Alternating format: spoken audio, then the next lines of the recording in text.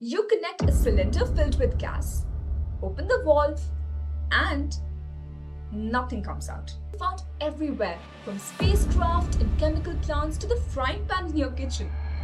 And it all began with a cylinder that appeared to be empty. What makes Teflon so unusual?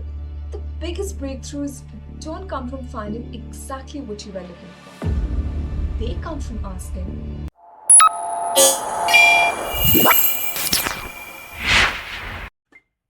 Hello everyone, this is Ruhi here and welcome to Cross Section. So the idea behind this channel is that every object around us has a story hidden beneath its surface. And most of the time, guess what? We never notice it. But seriously, every crack, every failure, and even every breakthrough has a reason waiting to just be discovered. So at cross section, we go beneath the surface, not just to understand what happened, but to uncover why it happened. Because every failure leaves behind a lesson, and every story has another layer waiting to be revealed. So let's get started. imagine preparing for what should have been an ordinary day in the laboratory. You connect a cylinder filled with gas, open the valve, and nothing comes out. At first, it seems obvious. The cylinder must be empty. But then you pick it up. It's still heavy. Now you're left with an impossible question. If the gas never came out, where did it go? Most people would probably assume the equipment had malfunctioned. Replace the cylinder, continue the experiment. But one chemist decided to keep asking questions, and that decision led to one of the most important materials ever discovered. This is the story of Teflon, a material found everywhere, from spacecraft and chemical plants to the frying pan in your kitchen. And it all began with a cylinder that appeared to be empty, but was not. Let's investigate.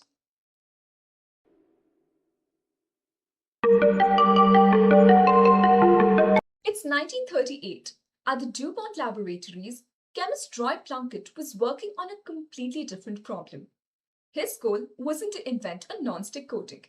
He was trying to develop a new refrigerant gas, something safer and more effective than the chemicals used in refrigerators at that time. One of those gases was stored inside small pressurized steel cylinders.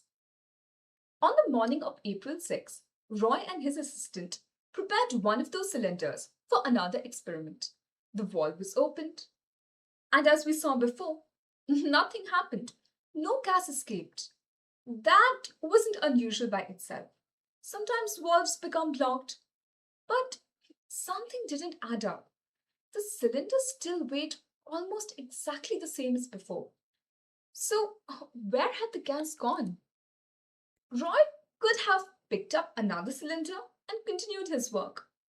Instead, his curiosity took over. They decided to check it out. First, they removed the valve. Still nothing. Then they turned the cylinder upside down. And now a small amount of strange white powder fell onto the laboratory bench. That was unexpected. They scraped inside the cylinder with a wire.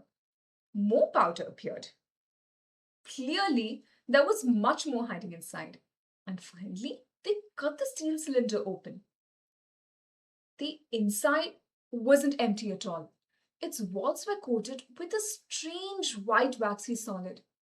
The gas hadn't escaped. It had transformed into something entirely different. And at that moment, nobody knew that they were looking at a brand new material.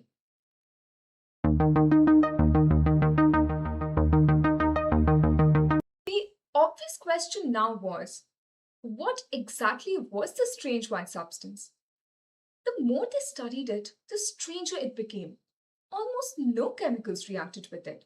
It remained stable even at very high temperatures.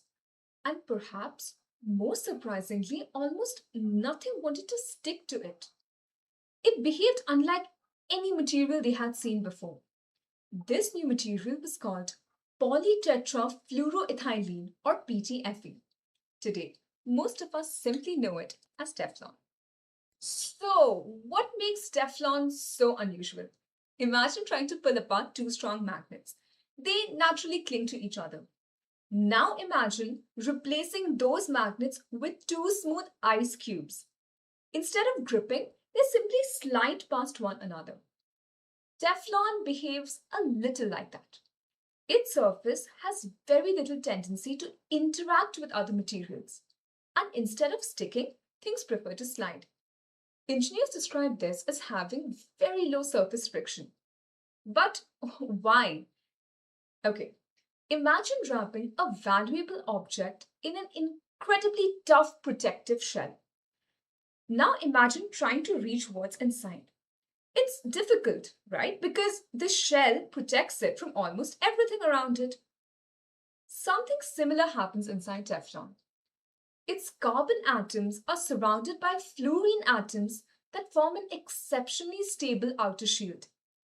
That shield makes the material remarkably resistant to heat, chemicals, and reactions with other substances. It's one of the reasons Teflon remains useful in environments where many other materials quickly fail. At first, nobody imagined coating frying pans. In fact, Teflon was so expensive that it seemed unlikely to become an everyday material. Its first major application came during World War II, where its exceptional chemical resistance made it valuable for handling highly reactive fluorine compounds used in the Manhattan Project. And only years later did engineers realize something else. If almost nothing sticks to Teflon, food shouldn't stick either. That simple idea eventually transformed kitchens around the world. And today, Teflon is used in chemical plants, medical devices, electrical insulation, spacecraft, automobiles, industrial seals, and countless other engineering applications where reliability matters.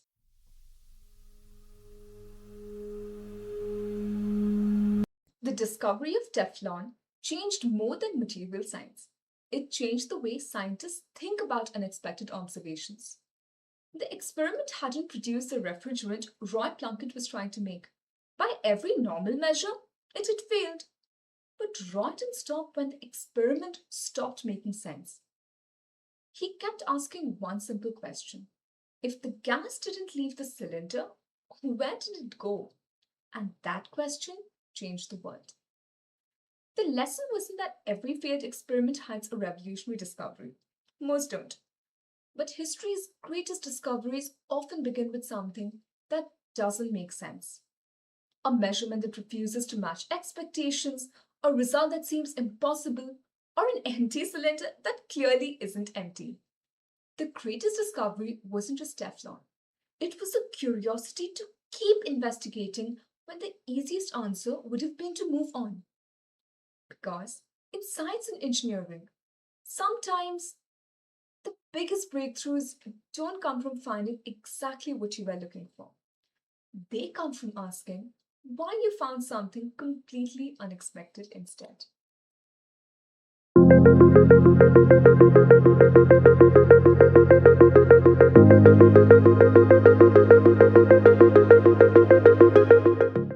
And that brings us to the end of this story. Was there something about the story that maybe surprised you? Or is there another engineering mystery you've always wanted to know about? Whatever it is, I'd love to hear your thoughts and suggestions in the comment section below. And remember, if you're someone who loves to understand or is trying to figure out the hidden science behind engineering, don't forget to subscribe so that you don't miss out on the next episode of Cross Section. Looking forward to seeing you then.